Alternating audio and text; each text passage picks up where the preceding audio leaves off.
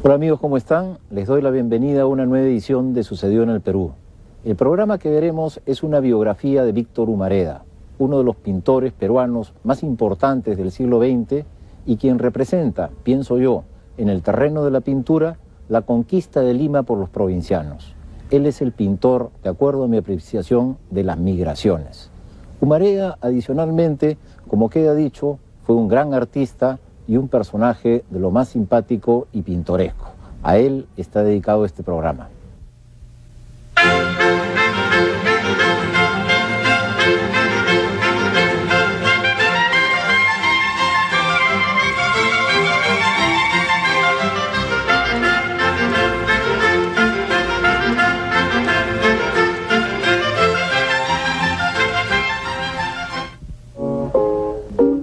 A 17 años de su muerte, una exposición antológica de Víctor Humareda en el Centro Cultural de la Universidad Católica invita a la biografía de uno de los mayores pintores peruanos del siglo XX. Víctor Humareda no solo fue un artista de gran nivel, sino que también fue el forjador de su propia leyenda. En él se funden el maestro pintor con el peruano más pintoresco de su tiempo, y además un ser tan dulce que es recordado con inmenso amor por todos quienes lo frecuentaron. A veces digo, ¿para qué he nacido? Pero pienso que valió la pena haber venido a este mundo para escuchar la música de Beethoven, para haber conocido a Víctor Humareda, para ver su pintura. Ese es un tipo de personaje que te provoca pues, solidaridad, ¿no? Un hombre solo, un hombre que necesitaba que lo acompañaran, y además era muy gracioso, ¿no? Siempre sus chistes han sido en relación a Marilyn. Su vida, su musa, su Edén, su cielo, todo era Marilyn. Nosotros lo que queremos es como poner sobre el tapete nuevamente el tema de Humareda como un artista limeño de una influencia muy grande en el espacio cultural limeño. Víctor Humareda nació en 1920, en Lampa, Puno, fruto de una relación episódica. Su padre murió cuando él tenía 4 años de edad y de hecho nunca lo conoció. Su madre se emparejó con otro hombre y el niño Vitolo, como lo acostumbraban llamar, tuvo 2 hermanas. Aunque a los 18 años huyó de la casa para venir a Lima, Humareda amó intensamente a su madre. El retrato de ella era uno de los cuadros que más quería, al grado de conservarlo debajo de su cama, en la inverosímil habitación del Hotel Lima. Ese cuadro en particular ni siquiera lo tenía así a la pared o en el pasadizo ni nada, yo lo tenía debajo de su cama. Al pisar la capital, recién llegado de Puno, Humareda ingresó a la Escuela Nacional de Bellas Artes en 1938, pero no pudo sostenerse y tuvo que abandonar los estudios. Trabajó como ayudante en diversos establecimientos durante 3 años, hasta que logró volver a la escuela. Era la época de la escuela indigenista y se vivía el apogeo del largo reinado de José Sabogal. Se matricula en Bellas Artes, no puede sostenerse y tiene que ponerse a trabajar. Entonces trabaja, parece, en un estudio fotográfico.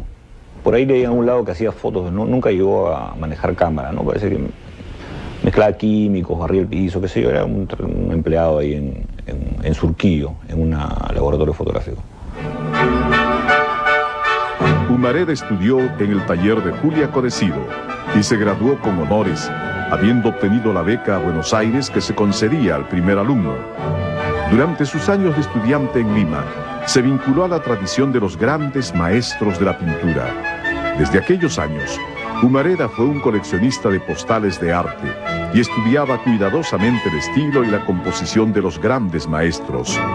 Él se trazó un camino para sí mismo que consistió en inscribirse en una gran tradición, en ser parte de una corriente universal de alta pintura. No es como otros pintores que se cuelgan del alma de alguien para seguir atrás de eso. No, él rompe y arranca Él es Humareda y punto. Puede haberse inspirado en otras cosas, pero él hace un corte, ¿no? Y comienza como Humareda. No sigue a la cola de cualquier, de este impresionista o del otro, no. Rompe con eso. Y parece que él sí tenía bien claro desde muy chico qué cosa quería hacer, ¿no? Él contaba la anécdota esa de que estaba jugando un partido de fútbol ahí en Lampa y estando solo en el arco con la pelota, vio un atardecer y se quedó parado, ¿no? Estupefacto ahí mirando el atardecer, ¿no? La belleza del atardecer, ¿no? Lo contaba como una broma. Porque a veces dice que soñaba que Rembrandt le estaba enseñando el contraste de la luz y sombra. Después le gustaba Picasso por sus colores. Y eso nos los contaba. Él tenía un grupo de amigos que siempre trataba de contactarse con nosotros de alguna forma. Durante su estancia en Argentina, Humareda incorporó un acercamiento inspirado en los llamados cuadros negros del connotado pintor español Francisco de Goya. Además, desarrolló su gusto por los arlequines y los personajes de la comedia del arte veneciana. Buenos Aires le encantó. Sus museos y colecciones de primer nivel, sobre todo en aquellos años, lo tuvieron fascinado y fortalecieron su adhesión a los clásicos. Él siempre se inspiró en los clásicos, ¿no? Esta palabra clásico fue una palabra que lo escuchabas 20 veces en una conversación con él, ¿no? Rembrandt, Goya, toda la pintura antigua, clásica, y sobre todo la que es la más dramática, ¿no? Que digamos de alguna manera te hablaba un poco de la vida que él mismo vivía, ¿no? Su vida tenía un tono dramático bien marcado, ¿no?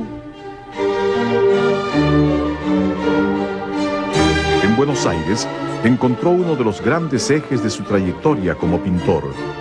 La temática urbana estaba muy desarrollada por los pintores de la Boca, reunidos alrededor de Quinquela Martín, uno de los mayores pintores argentinos del siglo XX, y quien era un artista proveniente y en sintonía con los sectores populares.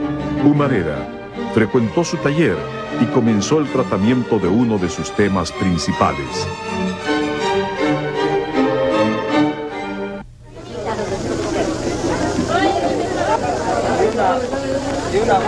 Yo vivo más o menos por la parada, ¿no?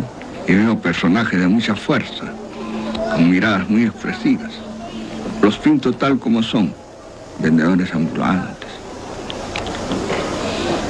mendigos, locos. Para pintar yo escojo un tema que me emocione, que me guste. Después hago los bocetos. Tengo que hacer muchos bocetos y estos cuadros están inspirados en la realidad. Y después pinto en mi taller, que es un hotel. Con el paso de los años y ya de retorno al Perú, Humareda iba a desarrollar la problemática urbana de un modo muy especial. Sus temas no son nostálgicos ni añora la Lima que se va. Por el contrario, como buen provinciano que era, Humareda estaba fascinado por las barriadas y el cerro San Cosme, que veía poblarse frente a su hotel. Sus cuadros de barriadas son sin embargo curiosos, porque la gente está ausente. Se trata del paisaje urbano vacío. Él quiso subrayar el trasfondo y no dejarse llevar por el predominio de la figura humana. Complementando a las barriadas, se halla una serie de cuadros dedicados a la Quinta Jeren, que representa su constante fidelidad al historicismo clásico, en este caso de la composición arquitectónica. Él identifica a Lima como protagonista, no solo como escenario urbano, sino como auténtica representación actuante. Es decir, él quiere que Lima sea el punto focal. Y en esas situaciones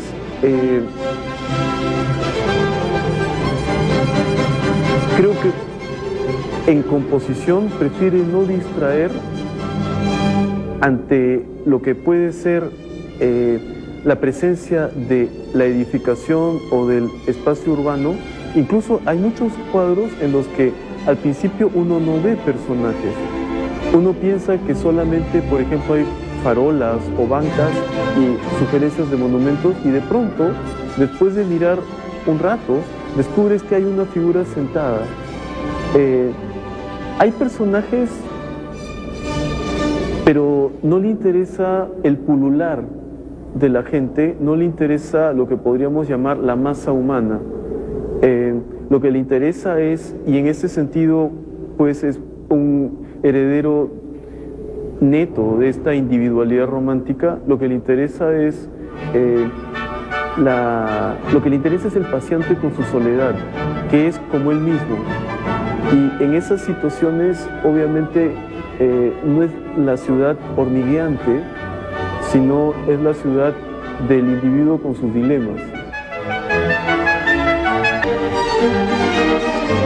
Dentro de la dinámica urbana que retrató, Humareda pintó también con detalle los puentes limeños, como varios cuadros notables dedicados al Puente de Piedra y también otros al Puente de los Suspiros en Barranco.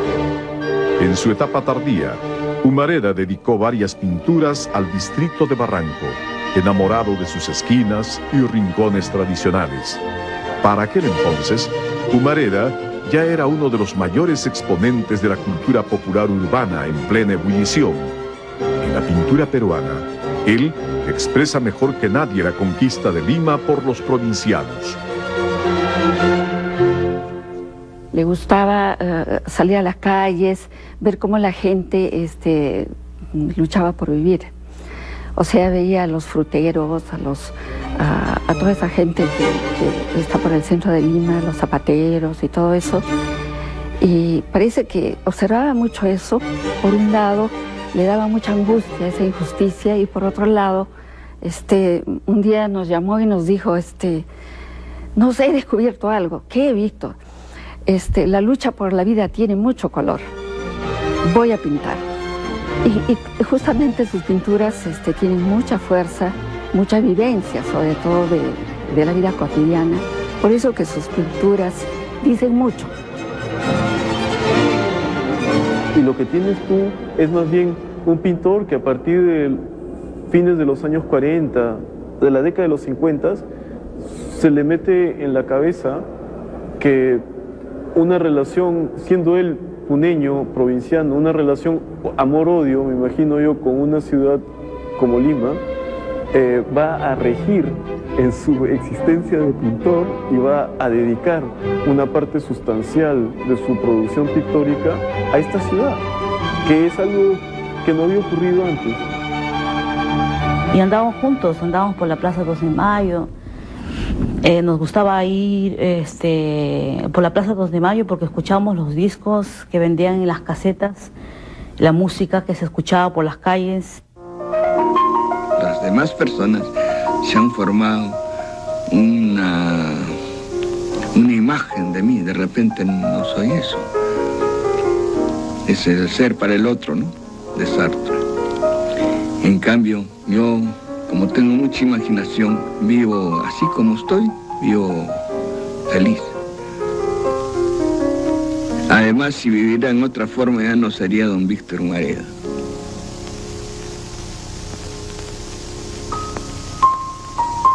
Es la vida que ha escogido don Víctor, de gran imaginación y grandes condiciones que le dio natura.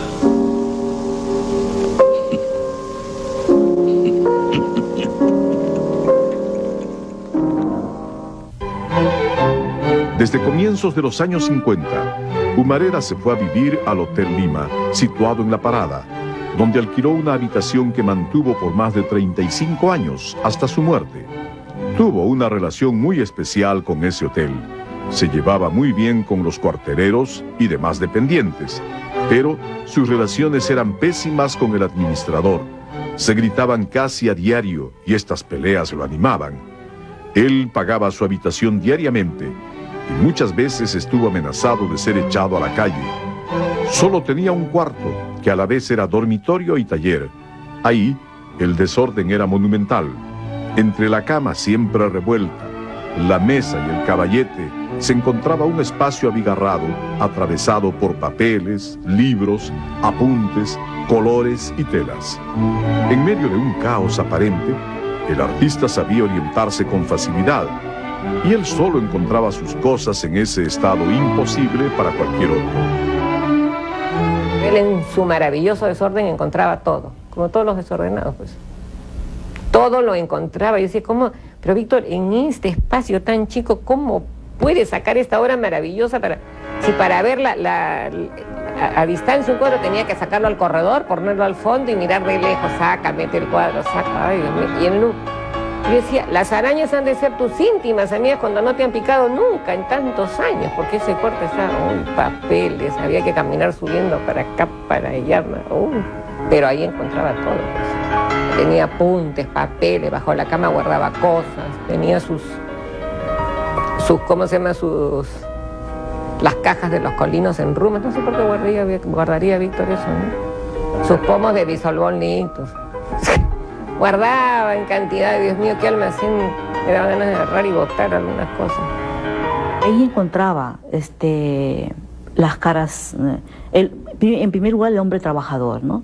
El hombre necesitado, las caras de rostros fuertes, adustos, las viejas, los locos, los vendedores, qué sé yo, ¿no?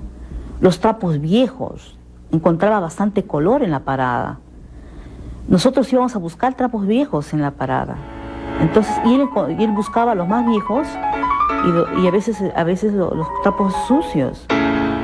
Y yo le decía, sí, por ejemplo, cuando se enfermó, el doctor Saleh me dijo, él tiene que estar con las cosas totalmente limpias. Limpié su mesita, ¿no? Y lavé todos los trapos. Cuando él regresó a su cuarto me dijo, has desordenado mi habitación.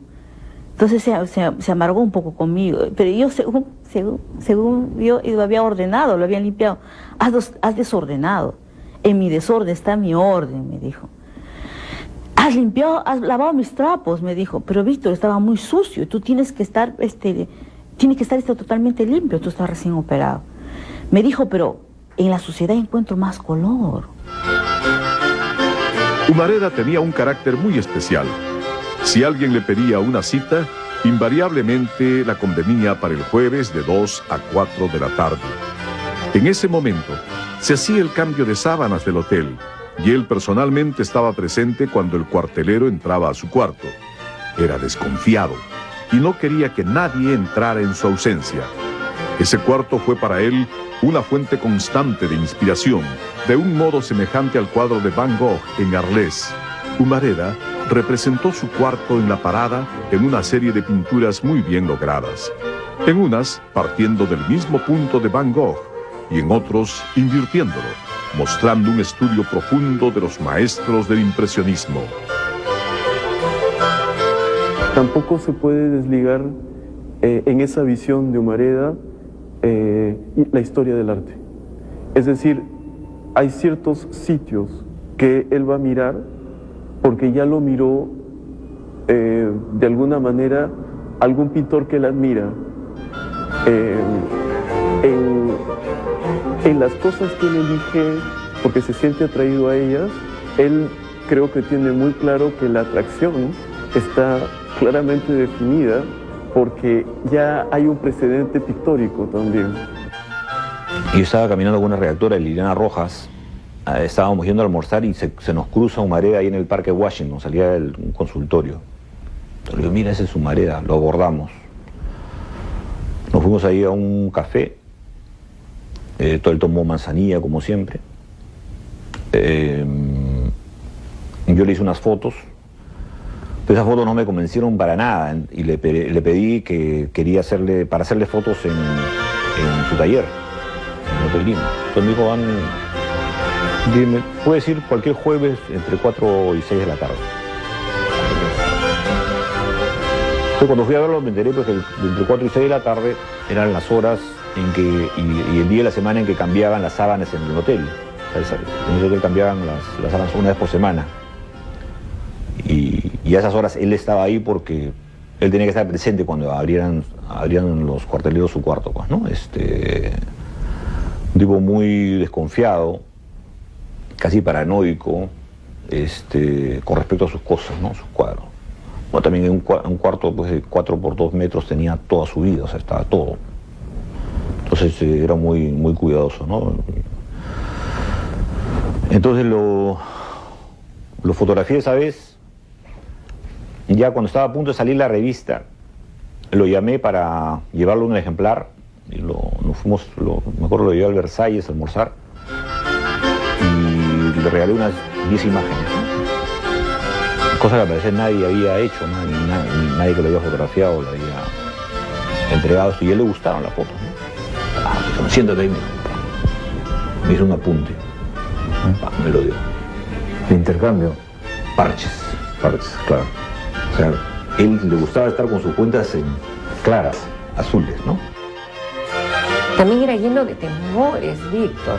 Como niño, por ejemplo, cuando dijeron que iba a haber ese famoso terremoto, norteamericano, Brady, sí, me acuerdo. Uy, Dios mío, ese fue el burro que en la red, porque digo... Pero Víctor, tú como una persona inteligente, con tanto talento, conocimiento, instruido, tú que eres la enciclopedia ambulante, le digo, ¿cómo vas a creer a un ignorante que va a haber un terremoto? ¿Cómo va a predecir un terremoto? ¿Y si hay? Víctor, puede haber ahorita. No, pero él ha dicho que tal fecha. Entonces, ¿qué piensas hacer, Víctor? ¿Puedo pasar el terremoto en tu casa? Pues si tú quieres, Víctor, yo no tengo inconveniente. ¿Y a qué hora va a ser el terremoto? Le digo, Víctor, no se dicen que de las 6 de la mañana hasta las 12 de la noche puede ser. Ay, le digo, Víctor. Bueno, si quieres, ven. Y me dice, ¿qué hago con la plata? ¿La saco? ¿Se mutó al Perú o la dejo mutual al Perú? Déjala. No, y se cae mutual al Perú. Pues si es terremoto nos vamos a morir todos, le digo. No vas a quedar ni tú ni yo, no vas a quedar nadie. Se ha dicho mucho acerca de la relación del pintor con las mujeres. Se sabe que vivía enamorado de Marilyn Monroe y le dedicó una serie de cuadros donde se presenta un rastro de la influencia pop en su arte. Por otro lado, tan alejado de las vanguardias artísticas. Su amor platónico por un personaje del cine era una muestra de su especial relación con el otro sexo. Humareda se enamoraba con facilidad y tenía muchas novias imaginarias a la vez. Ay, él decía pues que estaba enamorado de ella, que vivía con ella, pero que no la tocaba. Él tenía su propio mundo eran sus pinturas, sus cuartos en el hotel, Marilyn, Mozart, Beethoven, Bach, qué sé yo, los pintores que eran, uno de sus preferidos era Rembrandt. Ese era su mundo.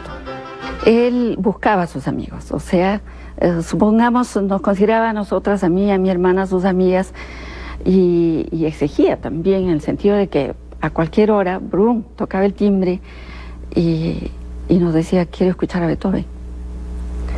Víctor, por favor, otro día, porque vamos a ir a trabajar, algo así. No quiero escuchar a Beethoven ahora, así que pasa. Entonces se sentaba en el sofá y le decíamos escuchar a Beethoven o a Bach, qué sé yo. A todas las novias que tenía en su universo mental, Humareda les dedicaba cuadros y apuntes, flirteando con ellas en ocasión de cada exposición, pero siempre estaba acompañado por Ivette, que fue discípula y ofició como musa del altar personal de Vitolo. Bailábamos tango en las calles, éramos desprejuiciados, ¿no? Un día me dice, Ivette, quiero invitarte a mi muestra. Voy a exponer en Miraflores, en La Matucha. Entonces, te espero en la esquina del Arco. Yo salí de la escuela temprano y me fui. Me encontré, estaba desesperado porque era un hombre sumamente puntual. Él cuando te daba una cita estaba media hora antes, exageradamente era así. Y yo le encontré desesperado porque había llegado 10 minutos más tarde Y cuando lo vi, sinceramente me dio bastante risa. Empecé a reír a carcajadas porque estaba con su tongo, estaba con su pañuelo, su corbata y su bastón.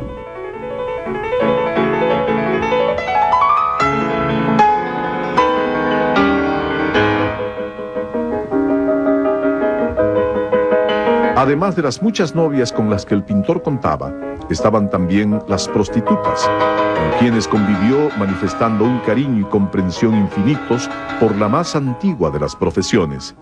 Nunca lo negó, y más bien proclamaba su entusiasmo por los amores de alquiler. Toda su trayectoria guarda relación con la noción de vivir al día, comprando precariamente todo lo necesario para que el marginal sobreviva, incluyendo el amor sexual. Se le ha malinterpretado mucho a Víctor Humareda. ¿En qué sentido? Se ha pensado que Víctor pues era un bohemio, era un hombre libertino, dedicado digamos a la bohemia noctámbula. A los bares y las prostitutas. Lejos de eso. Bueno, les tenía su respeto a las prostitutas. Eso sí, frecuentaba el 5 y medio, la Nené, todos estos prostíbulos, pero hasta para eso era pues ordenado, digamos, ¿no? Estaba en la libreta anotado. Eso no lo sé, no lo he leído, pero Víctor era una persona más bien metódica. Él se retiraba, no tomaba. Víctor no ha tomado. Otro tema de Humareda fueron las marinas, inspiradas en el puerto del Callao y en el muelle de Pucusana. Estas marinas son muy coloridas y el motivo son los botes de pescadores, evocando la domesticación del mar por los seres humanos. Pero al igual que en muchos cuadros urbanos, no aparecen figuras humanas y los cuadros lucen singulares, representando el vínculo entre la naturaleza y la humanidad sin su presencia. Hay un reconocimiento de que otros son los actores sociales que vendrán, aun cuando muchas veces no están presentes. Es decir, en ninguno de los cuadros del Cerro San Cosme tienes gente. Incluso los que hay, por ejemplo, acá tenemos uno justo detrás, el Queirolo. Hay 3 personajes y los 3 personajes están en relativa proximidad el uno del otro, pero están aislados el uno del otro. Y lo que importa sobre todo es cómo se yergue esta arquitectura de esquina. El mar fue gran fuente de su inspiración, puesto que también hallamos otro tipo de cuadros inspirados en él. En esta ocasión se trata de olas enfurecidas, mares bravíos que expresan su poderosa subjetividad y el mundo onírico del artista. Humareda fue un gran amante de la música clásica y muchas de sus olas las pintó escuchando sinfonías, movilizado por sonidos y compases.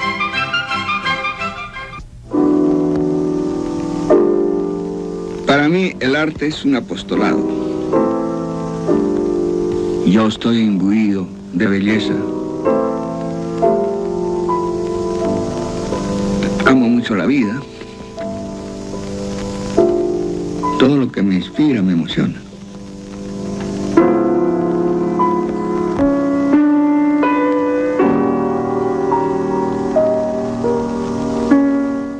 Pero también tenía este otro lado de su historia, pues, ¿no?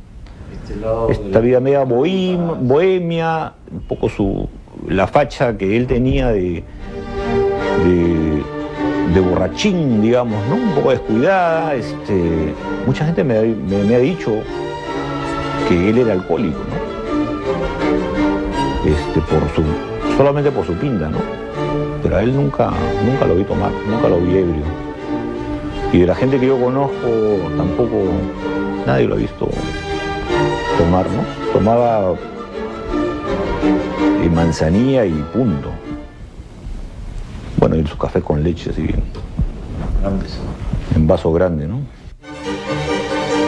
En paralelo a estos temas que lo movieron como la ciudad o el mar, Humareda desarrolló una amplia serie de cuadros autobiográficos que representan la conciencia de su propio rol como artista. Se dice que tiene más retratos autobiográficos que cualquier otro pintor peruano. Además, en algunos de sus cuadros urbanos, el artista aparece como personaje secundario. Incluso en un cuadro muy notable denominado El Quirófano, aparece él mismo en trance de ser operado del cáncer a la laringe que lo llevaría a la muerte. Humareda está aún por conocer y en muchísimos aspectos, en lo que se refiere a su legado pictórico, todo está por decirse. O sea, pretender que ya se dijo todo sobre Humareda es una falacia. Sobre Humareda, el artista, queda todo por decirse, y es que es probablemente el artista peruano que más se ha autorretratado.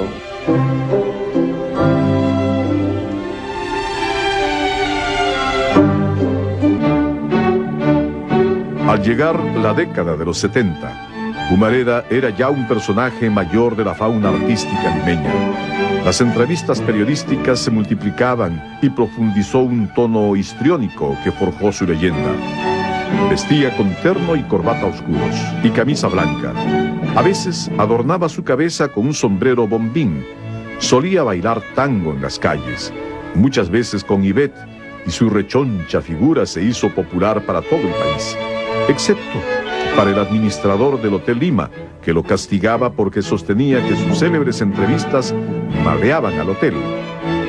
En un programa de televisión le hicieron un reportaje, un programa de Ampuero. Y lo sientan en... Cuando descubren su tumor y lo van a operar, le dicen pues que era por los gases, lo que emanaba de todos los pomos que tenía al pie de su cama, digamos, en su cuarto. Que esos pomos eran los causantes de este tumor, ¿no? Eran aguarrás, todos estos diluyentes, digamos, para el óleo, ¿no? Y él decide pintar en la azotea. En la azotea había un cuarto vacío, un cuarto que estaba... Este es el cuarto. En este cuarto pintaba él. Y en este cuarto había un sofá desvencijado, así, un sofá viejo, que es este de acá.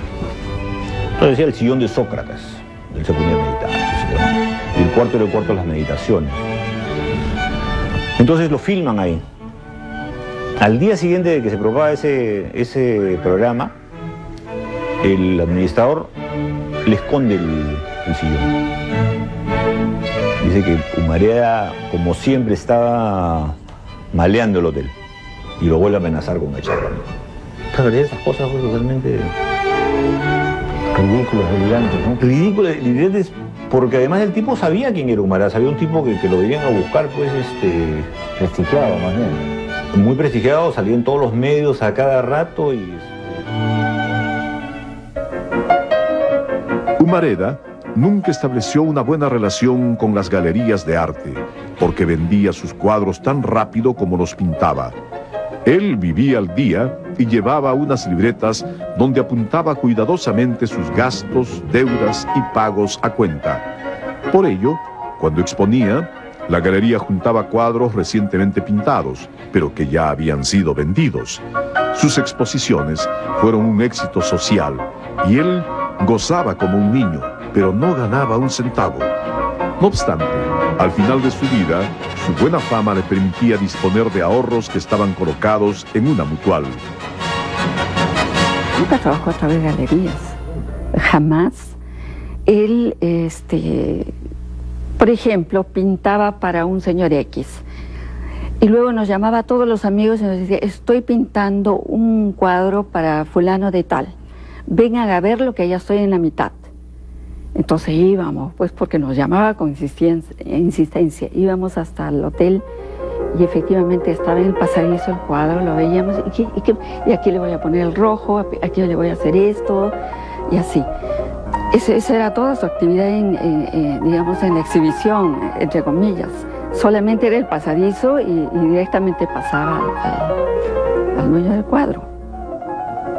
En las libretas encuentras de todo. En las libretas, como te decía, sacaba cuentas, se apuntaba recordatorios para sí mismo. Por ejemplo, apuntaba quién le debía dinero por un cuadro, a quién debía cobrarle, a quién debía encargarle que le haga un bastidor, por ejemplo, a quién debía encargar chisguetes de óleo, pero también hacía los famosos apuntes, reflexiones acerca de su visión del arte, es decir, sus cánones artísticos, sus listados de las grandes figuras del arte universal, pensamientos que no quería perder. Todo eso está en las libretas. Los bocetos lo hacía en los restaurantes, cuando ya se le ocurría algo, caballos, por ejemplo, mira, tenía una libretita y ahí tenía, por ejemplo, los bocetos a carbón. Si la temática de su obra lo convirtió en el pintor de la conquista de Lima por los provincianos, su genio como artista residió en su manejo cromático. Tantos años de estudio de los clásicos lo convirtieron en un maestro del color. Todo el tiempo repetía a sus alumnos que el color era fundamental para un pintor, y sus cuadros muestran que en el contraste y el encendido funcionaba al máximo su creatividad. Sus pinturas siempre tienen muchísima fuerza. Él no ha pintado así simplemente una cosa, no. Le ponía mucha fuerza de sus propias vivencias o de las vivencias que observaba día a día. Pero como estaba bien involucrado con Rembrandt, con Picasso, con todos ellos, con Goya, los colores le fascinaban. Y entonces lo que hacía, que en un atril, y en el atril puso unos trapos de colores, digamos el azul, el rosa, el verde, y eso se inspiraba con eso. A lo largo de su trayectoria, él va desarrollando una serie de posiciones frente a lo que es la pintura y frente a lo que es el color. Y en las anotaciones que él hace, en los diagramas incluso que él hace, el color es el que debe ser el amo. De manera que en clave de su fantasía pictórica, la transformación de lo real a otra dimensión se produce precisamente a partir del tratamiento del color.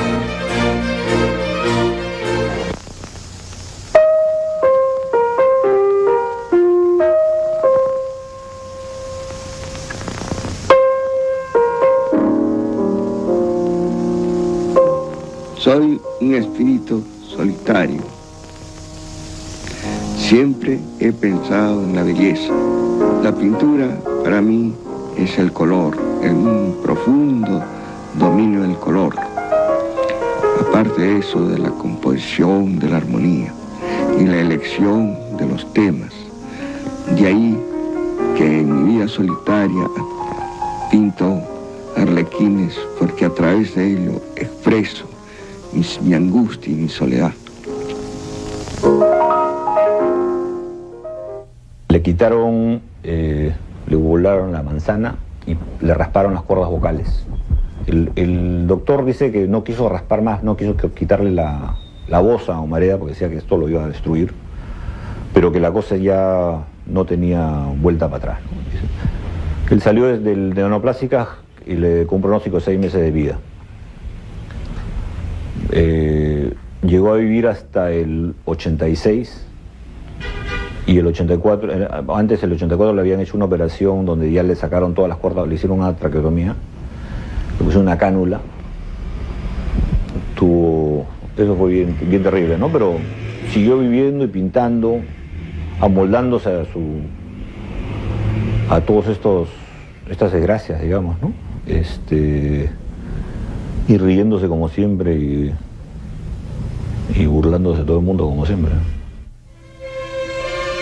Humareda tuvo unos cuantos buenos amigos a lo largo de su vida.